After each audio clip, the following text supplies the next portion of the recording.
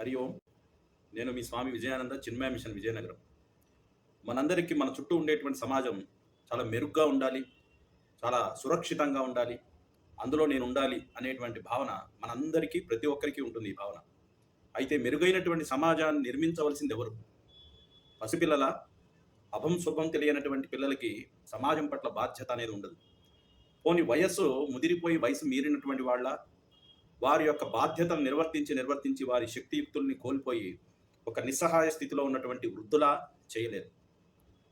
మరి మధ్య వయస్సు వారు చేయగలరా అని అంటే అప్పుడే సాంసారికమైనటువంటి అంటే గృహస్థ బాధ్యతల్ని నిర్వర్తించడంలో తలమునకలైపోయి ఉన్నటువంటి వారికి కూడా కుటుంబ బాధ్యతలే ఎక్కువగా వారికి ప్రోద్బలం చేస్తుంటాయి. మరి ఇంకెవరు సమాజం బాగు చేయాలి? పాలకుల, నాయకుల, పోలీసుల, కోర్టుల ఇవన్నీ చట్టాలు చేస్తూనే ఉన్నా ఏదో ఒక మూల ఏదో ఒక అరాచకం జరగడం మనందరం అది విని కాస్త నాలుగు కన్నీళ్లు కార్చడం చేస్తూనే ఉన్నాం. కాబట్టి సమాజాన్ని మెరుగుగా, దేదీప్యమానంగా, దివ్యంగా మార్చాలి అనంటే అది సాధ్యమయ్యేది కేవలం ఒక్కరికే. అది ఎవరికంటే యువతకి. మరి యువతని సన్మార్గంలో నడపాలి అనేటువంటి ఆలోచన తల్లిదండ్రులకు ఉందంటారా? యువతని సన్మార్గంలో నడపాలి అని ఉపాధ్యాయులకి, అధ్యాపకులకి ఉందంటారా? ఉపాధ్యాయులు, అధ్యాపకులు వారి యొక్క సిలబస్ని పూర్తి చేయడంలో మాత్రమే మునకలై ఉంటారు. తలమునకలై వాళ్ళు అది పూర్తి చేస్తారు. తల్లిదండ్రులు అది చదువు, ఇది సాధించు, ఇన్ని మార్కులు రావాలి అనేటువంటి ఒక ప్రెజర్ని చిన్నపిల్లవాడు కాన్వెంట్లో చేరిన దగ్గర నుంచి, ప్రైవేట్ స్కూల్లో చేరిన దగ్గర నుంచి కూడా అదే ప్రెజర్ మెయింటైన్ అవుతుంది. కాబట్టి ఇక యువత శక్తిహీనులై ఉన్నప్పుడు ఈ ప్రెజర్కి, మానసికమైనటువంటి ఒత్తిడికి లోనైనప్పుడు వారు ఇంకా సమాజానికి ఏం చేయగలరు? కాబట్టి యువత జీవితంలో ఆధ్యాత్మికత అనేటువంటిది ఎంతో ప్రముఖమైన పాత్ర పోషిస్తుంది. ఆధ్యాత్మికత అంటే కేవలం మతపరంగా మనం చేసేటువంటి పూజలు, దానాలు, వ్రతాలు, అగరబత్తులు వెలిగించడం, కొబ్బరికాయలు కొట్టడం ఇది మాత్రమే కాదు. మతాచారాలు పాటించడము అనేటువంటిది మనిషిలో ఉన్నటువంటి మనుష్యత్వాన్ని మేల్కొల్పడానికి సృష్టించింది. అది పాటించాలి, లేకపోతే పశుత్వంలోకి జారిపోతాం. దీంతో పాటు మన చుట్టూ ఉండేటువంటి సమాజానికి యువతగా లేదా ఒక యువకుడిగా, ఒక యువతిగా నేను ఏమి పొందితే నా ఈ సమాజం మెరుగుగా ఉంటుంది అని ఒక్క ఆలోచన పిల్లవాళ్ళలో కల్పించాలి. చూసే దృష్టిని మార్చుకోవాలి. సరి అయినటువంటి నియంత్రణ తనపైన తనకి కావాలి. అవి దేనివల్ల సాధ్యమవుతుంది అంటే పూజ్యస్వామి చిన్మయానందులు వారు మనకి యువత కోసం ప్రత్యేకంగా చిన్మయ యువ కేంద్రం అని ఒకటి నెలకొల్పారు. దాని యొక్క మోటో ఏమిటంటే harnessing the youth potential through dynamic spirituality. కేవలం స్పిరిచువాలిటీ అనలేదండి, హార్నెసింగ్ ద యూత్ పొటెన్షియల్ అంటే యువతలో ఉన్నటువంటి శక్తిని ముందు తాను అదుపులోకి తెచ్చుకొని ఆ శక్తిని ఒక ఛానలైజ్ చేసి సరి అయినటువంటి మార్గంలో, సరి అయినటువంటి రీతిలో దాన్ని ఉపయోగించినప్పుడు తాను బాగుపడటమే కాదు, తన కుటుంబానికి కీర్తి రావడమే కాదు, తన చుట్టూ ఉన్న సమాజమే కాదు, దేశం వరకు కూడా తన యొక్క పాత్రత అనేది నిరూపించుకోగలుగుతాడు. కాబట్టి ఆధ్యాత్మికత అని అంటే అసలు అర్థం, స్పిరిచువాలిటీ అనే పదానికి అర్థం ఏమిటంటే లోపలి విషయము అని అర్థం. ఏమిటయా లోపలి విషయము? ప్రతి ఒక్కరికి ఇప్పుడున్నటువంటి సందర్భంలో, ఆధునిక యుగంలో పసిపిల్లవాడు మొదలుకొని కాటికి కాళ్ళు జాపుకున్నటువంటి ముసలి వాళ్ళ వరకు కూడా మానసిక ప్రశాంతత లేకుండా బతికిస్తున్నాం మనం. ప్రతిరోజు ప్రెషర్, ఒత్తిడి, చదువు, ఉద్యోగం, పోటీ, వ్యక్తిగతమైనటువంటి ఒత్తిళ్లు, వీటన్నిటి మధ్య ఈ పోరాటంలో మానసిక ప్రశాంతతని వెతుక్కుంటున్నాడు మనిషి. కాబట్టి ఈ మానసిక ప్రశాంతతని ఎలా పొందాలి అనేటువంటిది టెక్నిక్ మనకి సనాతనమైనటువంటి ఋషి సంప్రదాయం మనకి ఎన్నో యువతకి సంబంధించినటువంటి గ్రంథాల ద్వారా మనకు అందించారు. అది చిన్మయ యువ కేంద్రం ద్వారా మేము యువతకు అందిస్తాం. అలాగే సరి అయినటువంటి నిర్ణయాలు తీసుకునేటువంటి సామర్థ్యం, the capability to take right decisions at right moment, ఇది చాలా చాలా ముఖ్యమైనది. నిర్ణయాలు పెద్దవాళ్ళు తీసుకుంటున్నారు, పిల్లలు దాన్ని ఆచరిస్తున్నారు. ఒక వయసు వరకు పర్వాలేదు, రెక్కలు వచ్చే వరకు పక్షి బిడ్డను కాపాడుతుందండి. రెక్కలు వచ్చిన తర్వాత ఎగరటానికి తనకు తానే తన్ని బయటికి తోస్తుంది. అలాగే తల్లిదండ్రులు కూడా ఏం చేయాలి? వాళ్ళు అడిగినవన్నీ కొనివ్వచ్చు. తల్లిదండ్రులు ఏమనుకుంటున్నారు అని అంటే, ఒకప్పుడు మేము చాలా కష్టపడి ఇవన్నీ సంపాదించుకున్నాము, నా పిల్లవాడు అలా కష్టపడకూడదు, కాబట్టి వాడు ఏదడిగినా, ఆ అమ్మాయి ఏదడిగినా నేను అన్నీ కొనిచ్చేయాలి, నేనున్నాను అనేటువంటి ఒక భరోసా కల్పిస్తున్నామని అనుకుంటున్నారు. వారు అడిగినవన్నీ కొనిపించేసి, వారు అడిగినవన్నీ ఇచ్చేస్తే బాధ్యత ఎలా తెలుస్తుందండి? కష్టం ఎలా తెలుస్తుంది? అవసరాలు తీర్చడం వేరు, కోరికలను తీర్చడం వేరు. అవసరాలు తీర్చుతున్నాం అనేటువంటి ముసుగులో కోరికలు తీరుస్తున్నాం. కాబట్టి పిల్లవాడు దేనికి పనికొస్తాడండి? ఇంకా అన్ని రెడీగా ఉంటే కష్టపడటం మానేస్తే ఎట్లా? దీనికి ఒక ఉదాహరణ చెప్తారు గురుదేవులు. పావురాలు పెంచుకునేటువంటి ఒక వ్యక్తి ఎక్కడెక్కడి నుంచో పావురాలు పట్టుకొచ్చాట. పట్టుకొచ్చి బోన్లో పెట్టాడు. ప్రతిరోజు వాటిని బోన్ తెరవడం, ఎదురుగా ధాన్యం చల్లుతాడు. ఈ పావురాలన్నీ ఎగురుకుంటూ వచ్చి ఆ ధాన్యం తిని కడుపు నిండగానే మళ్ళీ నెమ్మదిగా గూట్లోకి ప్రవేశిస్తాయి. సాయంత్రం ఒక పూట అలా బయట వదిలేస్తాడు. అలా తిరుగుతాయి. మళ్ళా భోజనం టైంకి మళ్ళా ధాన్యం వేస్తాడు. మళ్ళా తింటాయి. మళ్ళా ఎగురుతాయి. దాంట్లోకి వెళ్ళి కూర్చుంటాయి. ఒకసారి ప్రమాదం వచ్చింది. ఆ ప్రమాద సమయంలో అవి బోను మొత్తం తెరిచిపెట్టినా కూడా అవి ఎగరలేకపోయాయట. ఎందుకని ఎగరలేకపోయాయి? ఇన్నాళ్ళు ఏ కష్టం లేకుండా ఎగరకుండా కడుపుకి ఆహారం అందిస్తూ ఉంటే వీటికి అలవాటు పడిపోయినటువంటి ఆ వ్యక్తిత్వంతో మేము ఎగరగలము అనేటువంటి తన సామర్థ్యాన్ని తాను మరిచిపోయింది పావులు. అందుకని అగ్నికి ఆహుతి అయిపోయి చనిపోయాయి. అలాగే యువతకి కూడా నిర్ణయాలు తీసుకునేటువంటి సామర్థ్యాన్ని వెలికి తీయటం వరకే ఉపాధ్యాయులదైనా తల్లిదండ్రులదైనా వారి యొక్క బాధ్యత. నిర్ణయం మనం తీసుకోకూడదు. ఇదైతే ఎలా తీసుకుంటావు నిర్ణయం చెప్పు అని వాడిని ప్రశ్నించండి. ఆ నిర్ణయాలు తీసుకునేటువంటి క్యాపబిలిటీని వాడిలోంచి బయటికి వెలికి తీయవలసినటువంటి బాధ్యత మనది. కాబట్టి సరి అయిన నిర్ణయాలు ఎలా తీసుకోవాలో గైడెన్స్ ఇవ్వాలి. కానీ నిర్ణయాలు తీసుకోవాల్సింది ఎదిగినటువంటి ఆ కుర్రవాడో లేకపోతే అమ్మాయో. యువతి యువకులకి ప్రధానంగా వారి యొక్క కెరీర్ అంటారు. ఇప్పుడు ఈ పదాల్లో ఏంటంటే వారి యొక్క కెరీర్ అనే పదం చిన్నప్పటి నుంచి స్టార్ట్ చేస్తున్నారు. 5-6 తరగతుల నుంచి ఐఐటి ఫౌండేషన్లని స్టార్ట్ చేస్తున్నారు. ఈ మాట చెప్తుంటే తల్లిదండ్రులకు కూడా నచ్చట్లేదండి. అంత ప్రెజర్ అవసరం లేదు. అవునా? ఎప్పుడు 8-9 తరగతుల నుంచి ప్రారంభించవచ్చు. కానీ 6 నుంచి వేస్తే బలంగా ఉంటుంది అని అంటారు. ఈ 5-6 తరగతుల నుంచి వేస్తే చిన్న బుర్ర లేతగా ఉండేటువంటి వాడి యొక్క హృదయము ఒత్తిడికి లోనైపోయి అనేకమైనటువంటి వ్యాధులు, రుగ్మతలు, మానసికమైనటువంటి ఒత్తిడికి లోనై రేపు పెద్ద అయిన తర్వాత వాడి జీవితంలో వాడికి ఎదురయ్యేటువంటి కష్టాలు, సమస్యలకి సరైన నిర్ణయాలు తీసుకోలేక కుప్పగూలిపోతే అలాంటి పరిస్థితుల్లో బతికుండనటువంటి తల్లిదండ్రులు ఏం వారిని రక్షిస్తారు? ఎవరికి వాళ్ళు అందరూ కష్టాల్లో ఉన్నప్పుడు ఎవరు రక్షించాలి? వారిని వారే రక్షించుకోవాలి. కాబట్టి సరైన నిర్ణయాలు తీసుకునేటువంటి సామర్థ్యాన్ని వెలికి తీసేటువంటి ప్రక్రియ చిన్మయ యువ కేంద్రంలో నేర్పడం జరుగుతుంది. అలాగే చాలా మందికి జీవితంలో ఎన్నో చేయగలిగినటువంటి టాలెంట్స్ ఉన్నా వారిలో ఆత్మవిశ్వాసం అనేది కొదవగా ఉంటుంది. అంటే ఆత్మవిశ్వాసం ఉన్నా కూడా వాళ్ళకి లేదనేటువంటి ఒక భావనలో ఉండిపోతారు. తమ సామర్థ్యం పైన తమకు నమ్మకం పెరగాలి. అవునా? ఇంకొకరిని ఎవరినో కంపేర్ చేసి నీకన్నా వాడు బాగా చేశాడు, వాడు చాలా బాగా చదువుతున్నాడు, వాడు ఎక్కువ మార్కులు తెచ్చుకున్నాడు, నీకు ఇంత ఖర్చు పెడుతున్నా, ఇంత చేస్తున్నా, నువ్వేమీ సాధించలేకపోతున్నావు అని వాడి మీద ఒత్తిడి పెంచితే నాకు చేత కాదేమో అనేటువంటి ఒక స్థితిలో దిగజారిపోయి వాడి మీద వాడికే నమ్మకం కోల్పోతారు.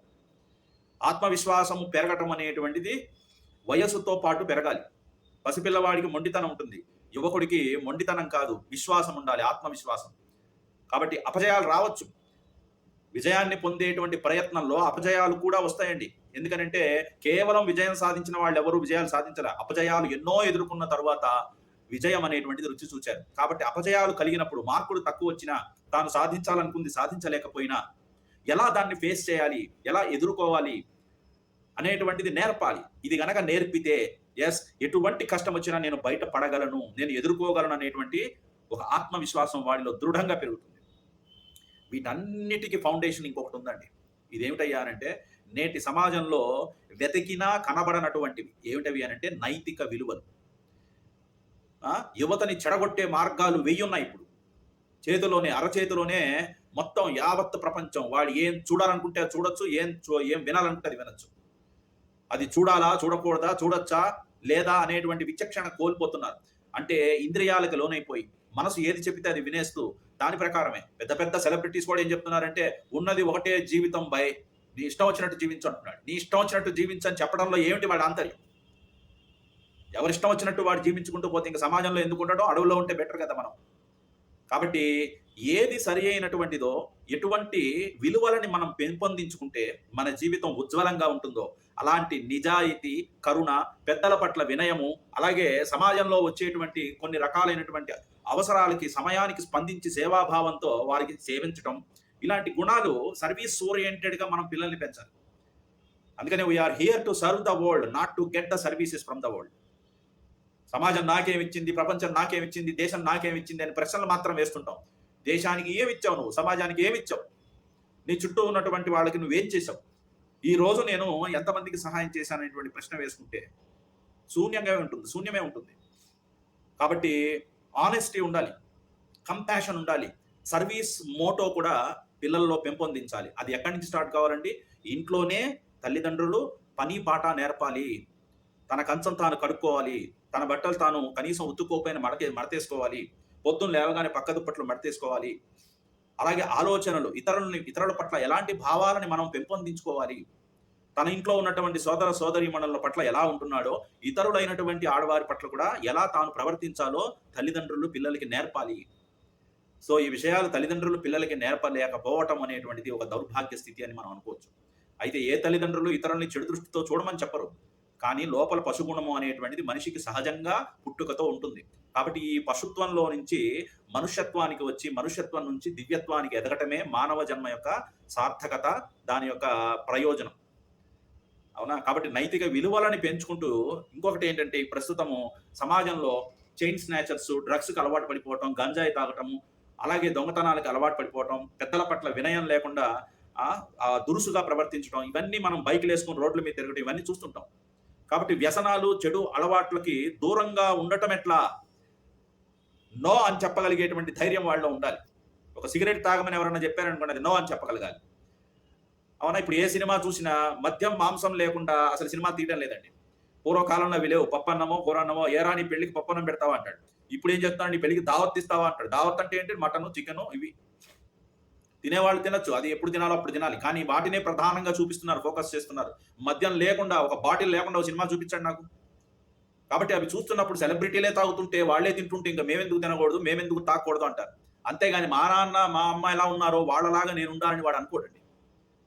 కాబట్టి చెడు అలవాట్లకి బానిసైనటువంటి వారు ఎంతమంది సర్వనాశనం అయిపోయారో, ఎంత అందంగా ఉన్నవాళ్ళు మొత్తం కురూపి అయిపోయారో, ఎంత శక్తి సామర్థ్యాలు ఉన్నవాళ్ళు ఏమీ సాధించలేక నిర్వీర్యమై చతికిల పడిపోయారో, ఎంతో మంది కళ్ళకు ఎదురుగా కనిపిస్తూనే ఉన్నారు. కాబట్టి ఈ వ్యసనాలకి, చెడు అలవాట్లకి దూరంగా ఉండేటువంటి శక్తి వారిలోనే ఉంది. ఆ శక్తిని ప్రచోదనం చేసి వారిలో ఒక కొత్త కోణాన్ని పరిచయం చేస్తుంది చిన్మయ యువ కేంద్రం. ఇక లాస్ట్ బట్ నాట్ లీస్ట్, నేను రాబోయేటువంటి సమాజానికి లేదా నా చుట్టూ ఉన్న సమాజానికి, భావి భారతానికి నేను ఏ రకంగా ఒక పౌరుడిగా ఒక బాధ్యతని కలిగి ఉండాలి, సమాజాన్ని నిర్మించేటువంటి ప్రక్రియలో నా వంతు పాత్ర ఏమిటో వాడు తెలుసుకోగలగాలి. కాబట్టి the youth role in nation building అంటారు గురుదేవ్. జాతిని పునర్నిర్మించడంలో యువత యొక్క పాత్రత ఏమిటి? మొదట్లో మనం చెప్పుకున్నట్లుగా ఎవరు నిర్మించాలండి? అటు బాలకులు కాదు, ఇటు వృద్ధులు కాదు, ఇటు మధ్య వయస్కులు కాదు. కేవలం యువత మాత్రమే. ప్రపంచం మొత్తంలో ఒక్క భారతదేశంలోనే 60-70% యువత కలిగినటువంటి దేశం. కేవలం 20%, 20-30% ఉన్నటువంటి అమెరికా, ఇంగ్లాండ్ లాంటి దేశాలు అంత ఉన్నతంగా ఆర్థికంగా ఎదుగుతున్నాయి. అవి సంపన్న దేశాలుగా అయ్యాయి. మరి 60-70% మధ్యలో ఉన్నటువంటి మనము మన దేశాన్ని ఎందుకని ఇప్పటికీ డెవలపింగ్ నేషన్ గానే ఉంచగలుగుతున్నాం? కాబట్టి ఎంతో మంది శాస్త్రవేత్తలు తయారు కావాలి. ఎంతో మంది నిజాయితీ కలిగినటువంటి ఆఫీసర్స్ కావాలి. ఐఏఎస్, ఐపీఎస్, ఐఆర్ఎస్ ఇలాంటివి ఎన్నో ఉన్నాయి. అందరూ సాఫ్ట్‌వేర్ ఇంజినీర్లు అవసరం లేదు. మంచి సివిల్ ఇంజినీర్ కావాలి, మంచి ప్లంబర్ కావాలి, మంచి మేసన్ కావాలి. చూడండి, సరి అయినటువంటి వర్కర్స్‌ని తయారు చేసేటువంటి బాధ్యత కూడా ఒక సమాజ నిర్మాణంలో భాగమే. అవునా? కాబట్టి దేశభక్తిని పెంచి దైవభక్తికి మార్గాన్ని చూపుతూ వారి యొక్క వ్యక్తిత్వాన్ని అభివృద్ధి చేసేటువంటి ఒకానొక ప్రక్రియ ఏదైతే ఉందో అదే చిన్మయ యువ కేంద్రం. పూజ్య గురుదేవులు యువతకిచ్చినటువంటి ఒక గొప్ప వరం. ప్రపంచ వ్యాప్తంగా 350 సెంటర్స్‌కి పైగా ఉన్నటువంటి ఈ చిన్మయ మిషన్‌లో అనేక చోట్ల శాఖలలో ఈ యువతని తీర్చిదిద్దేటువంటి ప్రక్రియ సాగుతుంది. కాబట్టి యువతకు ఆధ్యాత్మికత అనేది జీవితానికి దిశని చూపించేటువంటి ఒక దీపం లాంటిది. అది మతంతో మాత్రమే పరిమితం చేసి మతం వరకే కాకుండా ఆలోచనలలో చూడండి సద్గుణాలని, క్రమశిక్షణని, మనశ్శాంతిని, మానవతా విలువలని పెంపొందించుకొని తన జీవితాన్ని తీర్చిదిద్దుకునేటువంటి ఒకానొక ప్రక్రియ చిన్మయ యువ కేంద్రం యువతకు అందిస్తుంది. సాంకేతికంగా ఎదుగుతూ మార్సులోను, చంద్రమండలం పైన కూడా కాళ్ళు పెడుతున్నటువంటి ఈ కాలంలో దానితో పాటు ఆధ్యాత్మికత కూడా యువతకు గనక ఉంటే, చేతిలో దీపం ఉంటే చీకట్లో నడిచినట్లుగా, బుద్ధిలో జ్ఞానం ఉంటే మనం ఏ రంగంలో ఉన్నా టాప్ మోస్ట్‌లో మనం ఎదుగుతాం. కాబట్టి అలాంటి అవకాశం తల్లిదండ్రులుగా మీరు మీ పిల్లలకి అందిస్తారని, అలాగే ఇది వింటున్నటువంటి యువత కూడా మీరు దీంట్లో పాలుపంచుకొని ప్రతి ఆదివారం ఆంధ్ర చిల్డ్రన్స్ హాస్పిటల్ ఎదురుగా ఉన్నటువంటి చిన్మయ మిషన్‌లో ఈ యువ కేంద్ర అనేటువంటి ఒక కార్యక్రమము 1 గంటన్నర సేపు 11-12:30 వరకు ఇది జరుగుతుంది. ప్రతి ఒక్కరూ రావచ్చు. అందరూ కూడా భయపడాల్సిన అవసరం లేదు. మీరు దీంట్లోకొస్తే మీరేం సన్యాసులు, స్వాములు అయిపోరు. మీరుండేటువంటి యువతగా మీరు ఉంటూ మీ బాధ్యతల్ని మీ కుటుంబం పట్ల, సమాజం పట్ల, దేశం పట్ల ఎలా మీరు ఎదగాలో చెప్పేటువంటి ఒక ప్రక్రియే మేము చేసేటువంటి ప్రయత్నం. కాబట్టి అందరూ రండి, ఈ చిన్మయ యువ కేంద్రాల్లో పాల్గొండి. మిమ్మల్ని మీరు మెరుగుగా తీర్చిదిద్దుకునేటువంటి ప్రక్రియని ఈరోజే ప్రారంభించండి. Welcome to all. Hari Om.